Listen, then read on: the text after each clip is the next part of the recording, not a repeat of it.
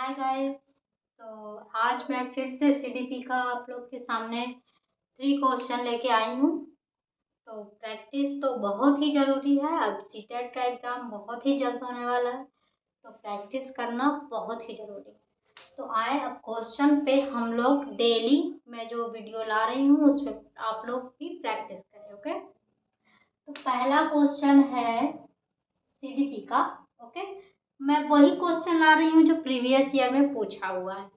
ठीक, तो आप लोग देख सकते हैं कि मैंने क्वेश्चन को यहाँ पे लिख रखा है। ठीक, तो पहला क्वेश्चन आप लोग के लिए है कि निम्नलिखित में से कौन सा बच्चों के समाजीकरण का प्राथमिक कारक है।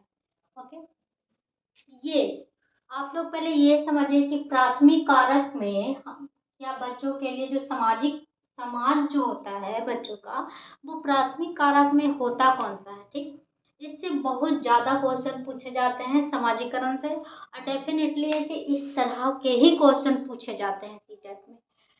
तो इसका मैंने 4 ऑप्शन दिया है आज आप लोग के सामने। पहला ऑप्शन है पुस्तकें और पत्रिकाएं। ओके, दूसरा है निकट परिवार, तीसरा है माता पिता के कार्यस्थल, चौथा है अस्पताल के कर्मचारी।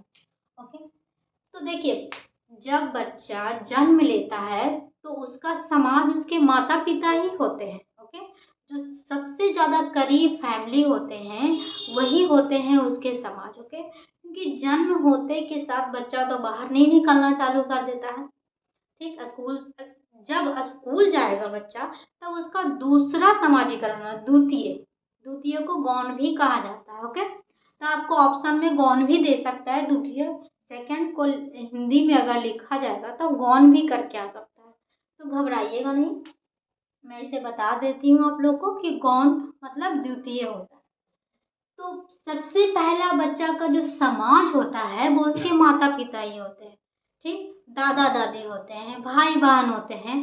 तो ये सब हो गए उसके समाजीकरण का प्राथमिक कारक। ओके, तो इसका ऑप्शन अब देखिए यहाँ दिया हुआ है पुस्तकें और पत्रिका। बच्चे जन्म के साथ तो पढ़ना स्टार्ट नहीं करते। ठीक, तो ये तो होगा ही नहीं, तो ये कट गया। ठीक, दूसरा है निकट परिवार। ठीक, ये हो जाएगा इसका आंसर, क्योंकि ये निकटस्थ परिवार में माता पिता दादा दादी चाचा चाची भाई बहन सब आ जाते हैं। तो ये जब बच्चा जन्म लेता है उसका समाज यही है। ओके, समझना होगा आप लोग को। फिर 3 ऑप्शन है माता पिता का कार्यस्थल।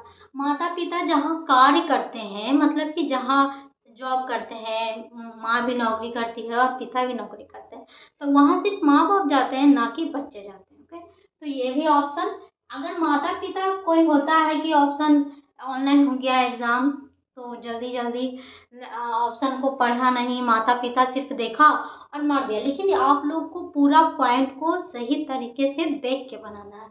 माता पिता तो लिखा है, लेकिन माता पिता के क्या लिख दिया, कार्यस्थल। तो कार्यस्थल जो बच्चे प्राथमिक सेक्टर में आते हैं वो ये कार्यस्थल इसका आंसर नहीं होगा, माता पिता होगा, लेकिन इसका आंसर निकटस्थ परिवार हो जाएगा। ठीक, चौथा है अस्पताल, ये भी नहीं होगा, ये भी नहीं होगा। अस्पताल के कर्मचारी, ये नहीं है, बच्चे जन्म लेते के साथ अस्पताल में जन्म लेते हैं, लेकिन इसका मतलब ये नहीं है कि वो समाज बन गया। ठीक, अब आता है नेक्स्ट क्वेश्चन। तो नेक्स्ट क्वेश्चन है आप लोग के सामने, निम्नलिखित में से कौन उम्र समूह जीन पियाजे के संज्ञानात्मक विकास के सिद्धांत के मूर्त संक्रियात्मक चरण के समरूप है। तो देखिए, पियाजे की जो 4 अवस्थाएं हैं उसे मैंने अपने वीडियो में यूट्यूब पे डाल रखा है। अगर आप लोग अभी भी जीन पियाजे की 4 अवस्थाएं को नहीं पढ़े हैं तो मेरे वीडियो डाले हुए हैं यूट्यूब पे, उसे जाके आराम से पढ़ सकते हैं, और इनका 4 जो अवस्थाएं हैं उन्हें याद करना बहुत ही जरूरी है। तो देखिए, अगर जिस बच्चे ने पढ़ रखा है वो तो सिर्फ एक पॉइंट को ही देखेगा, मूर्त संज्ञानात्मक अवस्था कब से कब तक होता है, बस ये देखते के साथ ढूंढना चालू कि 7 से 11 में होता है आंसर।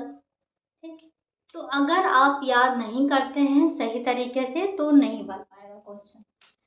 नंबर ज्यादा लाना है तो तैयारी ठीक से करना ही पड़ेगा आप सभी। तो इसका आंसर देखिए, जन्म से 2 वर्ष, ये नहीं होगा। 2 से